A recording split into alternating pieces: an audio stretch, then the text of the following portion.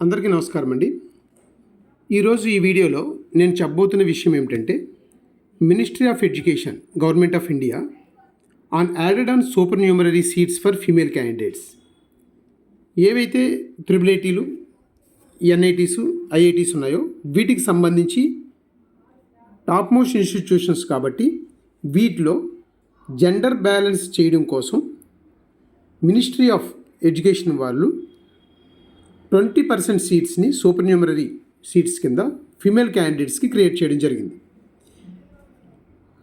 అయితే terms and conditions ఏమిటంటే అందరూ ఏమనుకుంటారంటే ఇది రిజర్వేషనేనా, లేదా ఇది మేల్ క్యాండిడేట్కి సంబంధించిన సీట్స్ ఏమైనా కట్ చేసేసి ఫీమేల్ క్యాండిడేట్స్ కానీ చేస్తున్నారా? ఈ క్వశ్చన్స్ అన్నిటికీ నేను ఈ వీడియోలో ఆన్సర్ చేయాలనుకుంటున్నాను.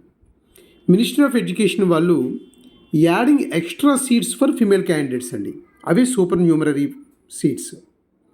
ఎందుకంటే ఫీమేల్ క్యాండిడేట్స్ని ఎంకరేజ్ చేయాలని సెంట్రల్ గవర్నమెంట్ ఏదైతే మినిస్ట్రీ ఆఫ్ ఎడ్యుకేషన్ ఉందో ఈ సూపర్ న్యూమరరీ పోస్టుల్ని, సూపర్ న్యూమరరీ సీట్స్ని క్రియేట్ చేసింది.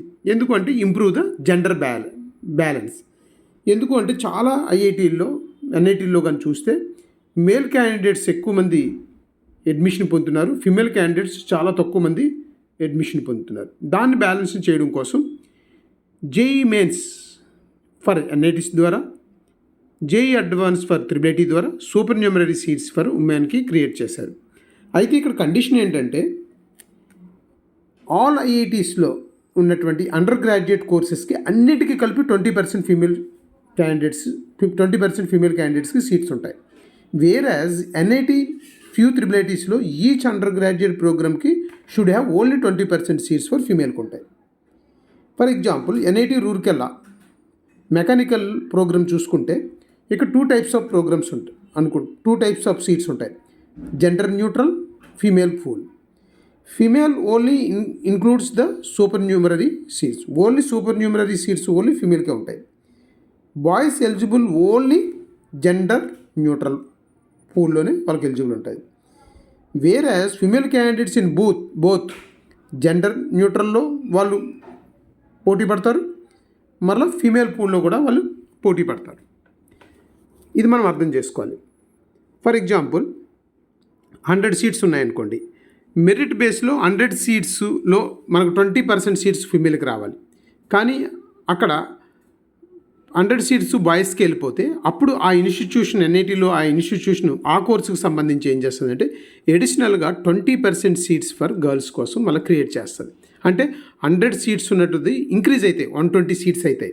అంతేగాని 100 సీట్స్ని బాయ్స్కి తగ్గించేసి గర్ల్స్కి ఇవ్వరు. అక్కడ గర్ల్స్కి 20% ఎక్స్ట్రా సూపర్ న్యూమరరీ సీట్స్ని క్రియేట్ చేస్తుంది ఆ ఇన్స్టిట్యూట్. అది super numerary seats for female అంటే దీనిని మనము ఇంకొకలా ఎలా చూడొచ్చు అంటే, ఫర్ ఎగ్జాంపుల్ ఫస్ట్ మెరిట్ బేస్లో, ఎందుకంటే ప్రతి రిజర్వేషన్లో కూడా మేల్ ఫీమేల్ రిజర్వేషన్లు చూస్తే 20% సీట్స్ గర్ల్స్కి, లేడీస్కి రావాలి. అలాంటి పరిస్థితుల్లో ఒకవేళ టాప్ మెరిట్లో ఓన్లీ గర్ల్స్, టాప్ 20 ర్యాంక్స్లో ఓన్లీ గర్ల్స్ ఉన్నారనుకోండి, 20 సీట్స్ ఓన్లీ అక్కడ గర్ల్స్కి పోతాయి. మరలా జెండర్ న్యూట్రల్లో మరలా గర్ల్స్ పోటీ పడతారు.